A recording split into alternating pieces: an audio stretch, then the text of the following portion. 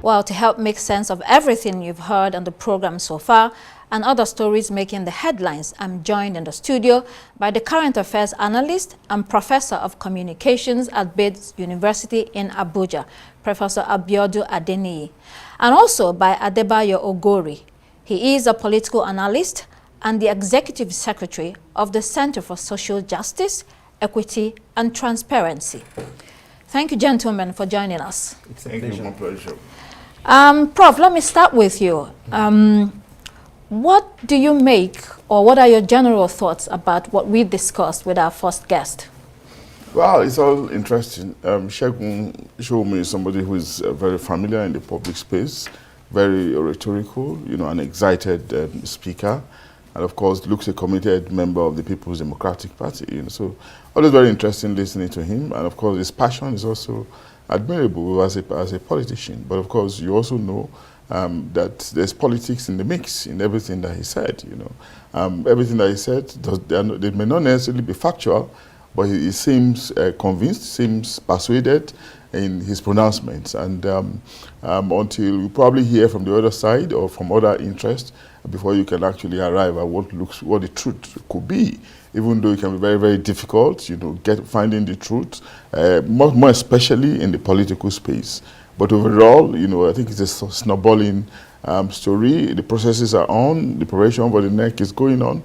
But we can really hope in the larger interest of the polity, that PDP should be able to find some compromise, some consensus, so that they can steady their ship once more and become, a much more viable opposition to the ruling party, considering their illustrious history and considering the legacy of those who built the party. They need to preserve it. And of course, the fact that we still have some very credible politicians who have contributed immensely to the evolution of this country as members of the PDP. Okay. So all these things will add up, which is why the whole world will watch them, will wait for their neck, and see how they resolve matters, as the case could be. Right. So I would ask you the same question. Okay. I would first of all like to say that I was impressed with him and some of the things he said about the political party. I believe, like he said, that PDP is the biggest opposition right now, and they should be more active than they are. They should be the watchdog of the present APC government. They should keep them on their toes. They've not been there anyway because of the internal problems they've been having. I think it's actually appropriate for them to have a neck right now so that they can actually find a way going forward. They have been absent. Talking about internal problems, apparently loyalty is a big issue. No party can thrive and survive and become an institution, a viable one, without loyalty. Yeah, definitely. But you see, the concept of loyalty in our political space is quite different, really. Or sometimes there's a lot of contention around it. Sometimes loyalty, sheepishness. Loyalty to party. Or loyalty to party. But yes, even so, sometimes they take loyalty to be the need for you to be sheepish or for you to act like a Lilliput. Somebody without a mindset, without a vision or a passion, or a vision or a mission, somebody who should be completely subservient, to the machinations of some principles, even though those principles have some, unsalutary ideas about nation building, or maybe about what the destination of the party should be like, But otherwise, loyalty is very, very necessary, especially in a situation where we crave for parties that are ideological, that are driven by ideas, are driven by definite body of structures, of notions, around which they can imagine governance if they eventually get it. But for now, which is why we still think largely that the political parties are like special purpose vehicles, just vehicles to get people onto government, and by the time to get into government, They do what they probably like, based on their own vision, their own imaginations, without any overarching philosophy, which will have been the party philosophy in the first instance, if there was loyalty or if there was a body of knowledge coordinated around the political parties. But as it is now, there seems to be the absence of this, which is why it looks haphazard, as the case could be, and which is why some of the things that Shegun was actually raising can become very problematic. Right. He was saying that they are a party, they produced it, they did this, they did that. I think the whole thing depends, largely depends on individuals. Right. The individuals performed with the determination to leave a legacy, not necessarily because they are working within the prism of a political party that is ideological. Political parties don't have definite ideologies. They are just propelled by the vision, the determination of individuals to leave legacies, as the case could be. So let's stay on this issue of loyalty. Within the context of the anti-party activities that the party is suffering from, because that's a problem for the party. They have people that neither here nor there, members not members of the party. It's an issue that they're dealing with. What do you have to say about that? How do you handle or manage that? Well, thank you very much, Constance, for that question. I think that I was trying to talk about party ideology. I don't think the political party in Nigeria has an ideology. I don't think they really do that. If they had an ideology, then you could talk about party loyalty. Like he said, there are special purpose vehicles to take people to where they want to. Once they get there, they just implement whatever comes to their mind. So how do we solve that problem? We can actually solve that by actually having parties that have an ideology. We should have an ideology. If you look at the West, for instance, where we copied the party politics from, the parties have ideologies. The conservatives are conservatives. The ones that are liberals. Then you know where they stand on every issue. In Nigeria, everybody comes and he does whatever he wants to do. If the parties have no ideology, we can't talk about loyalty. We really can't talk about loyalty. But for anti-party, you mentioned, I believe that anti-party is just, it's in the DNA of the Nigerian politician. It's in the DNA, as long as it suits him. He can be APC today, he can be PDP tomorrow, he can be Labour the other day, and it's fine, it suits them all. That's how their DNA is built. Right. So party loyalty in PDP or any other political party in Nigeria, it will come, but it's not there yet. We're not there yet, sorry to say. Right. There's this other story that we want to touch on in Kano State. Yeah. The Kano State governor has set up a judicial commission of inquiry to probe the former governor, who is now the national chairman of the APC, and Abdullahi Ganduje. What's your take on that? Well, if the action is altruistic, if it is driven by the need for the state, to ensure transparency and accountability in governance, I think it's okay. Nobody can question them in that regard. But if it is driven by the need for political vendetta, or perhaps to get back at the governor with whom he does not share the same political leaning, they belong to different political camp. Otherwise, if that is the motive, maybe to even some score, that used to be very unfortunate, But I also expect that at the time I was thinking that, when the governor took over, there was this gung-ho sort of attitude, this aggression to deal with the previous administration, some of their policies. There were these demolitions in Kano, and of course, it raised some kind of questions around what a lot of people describe as an hostile takeover. And the governor slowed down at a time, in anticipation of the Supreme Court judgment, where there were apprehension over where the judgment will swing. But eventually he got it. The Supreme Court validated his election, after the lower courts had made their own pronouncement. And of course, we thought there was going to be peace, that he won't be looking back anymore. Then suddenly we are seeing these back and forth. But it's okay if it's a regular process, of instilling discipline, transparency, accountability. Then it's all right. But if it is towards political vendetta, of course, the system, shouldn't encourage that, because that's not going to be helpful towards statecraft. And of course, the governor should not also lose sight of his time in office. You know, he's almost a year now. He has 3 years. He has to deliver as well. You know, if he spends the better part of his time, you know, fighting his predecessor, it's not going to be helpful, you know, to the people of the state who are ordinarily very passionate about politics and political processes. Mr. Ogori, you work for an organization that deals with equity, transparency, and things of that sort. Yes. Some people are of the view that this probe should have been expanded to cover not just the previous government, but other governments. What's your view on that? Thank you very much. I am 100% in support of that. I believe that justice cannot be selective. I believe that fighting corruption is a very important part of Nigeria.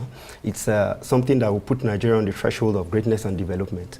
We haven't seen progress in this country because of the fact that corruption is very rampant in our society.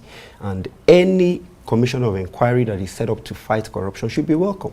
But when you go about it with an intention, with a vendetta, and you say you are cherry-picking a particular time frame, just the past immediate government of Ganduje, Umar Ganduje, yes. And you say that's the man I'm going to be probing. Are you simply telling me that there was no corruption since 1999 when Kwankwaso was governor?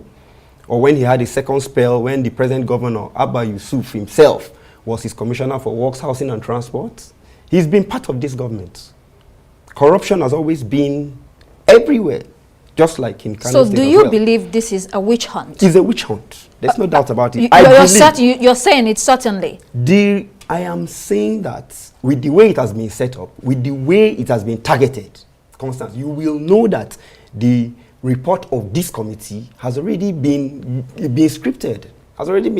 You now say, I want to probe this particular man from this time to we are aware that they have political differences. They've had political differences, both of them, and somehow the people of Kano have decided and affirmed by the Supreme Court that this man is the governor. I believe he should face governance instead of going after petty. It's a waste of taxpayers' money, Constance. It's a waste of taxpayers. Prof, is this a waste of taxpayers' money? Also bear in mind, of course, you've mentioned there are two governments in contention. So the former governor Kwankwaso is in the NNPP, and that's the same party with the current governor.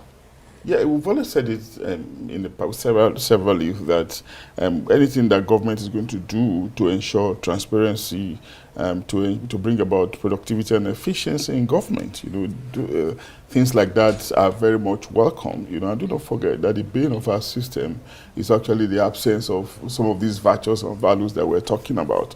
And if we are seeing a state government trying to look back into the state's account, trying to check that the books are okay, it's not really bad if it is well-meaning, and that point has to be underscored. But if it's just because it is this particular person, because you don't like him or because he belongs to a different political party, because you have some score to even, then it becomes problematic. Even though we do know that there have been controversies around the personalities in the past. I think to some extent there were some complexities around how it was adjudicated in the judiciary. We're not sure of how it all ended, but there seems to be some quiet around it until this new government came up and brought it up again.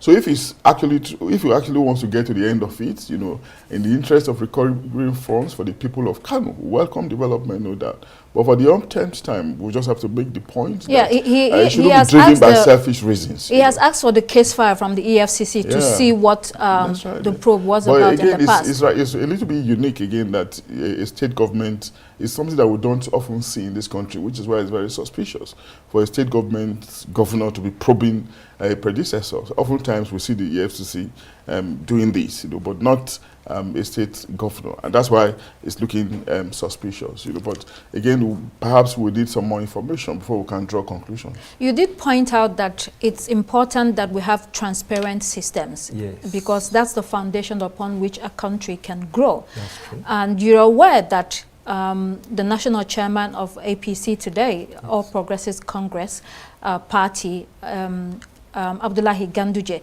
There was some years back when he was governor, that video, well publicized about the dollar scandal, dollar bribery scandal, and today he is the national chairman. So how would you think about all of this, or you're aware of it and said that this is a witch hunt against him?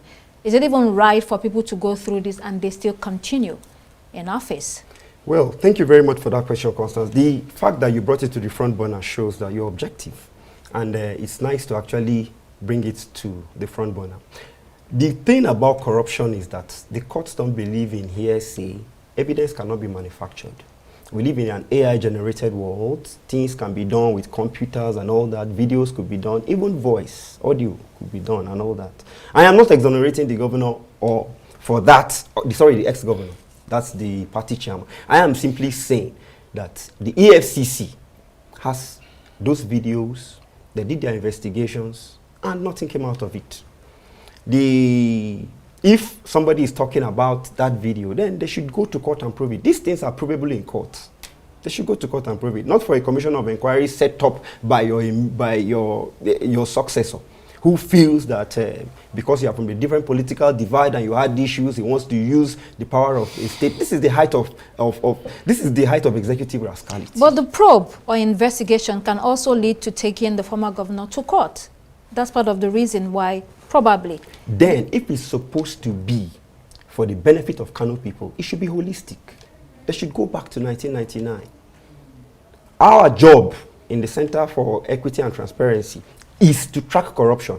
From 2011 to 2015, we are aware that 70 million was deducted from each of the 44 local governments of Kano State, amounting to about 3 billion naira that was given to Kwankwaso to run his botched presidential campaigns. Right. We are aware that 4 billion was taken from the pensioners fund, that till today, Kano pensioners are still crying for it. Is the governor not aware? He was commissioner then. He was commissioner for works, housing and transport. I've said that before. If he really wants to fight corruption as he is claiming, then he should do it holistically. He should prove it, he should start the probe and include everybody who was governor of Kano State. Fortunately for them in Kano State, all the ex-governors are alive and well. Starting from Kwankwaso to Shekarau to Ganduje himself, and then everybody can be proved properly. But you don't select whom you want to which one because you have an ulterior motive and you bring it to the... I believe that even if the Commission of Inquiry comes with a report that is already premeditated, that I'm sure is already scripted, because every reasonable person can see that it's scripted. Even if they come, I believe that the courts, if the national chairman decides to go to court, I believe that the courts will quash it. He cannot get justice there at all. Professor Adeniyi, Adeniyi Ogori, thank you so much for joining us. It's a pleasure.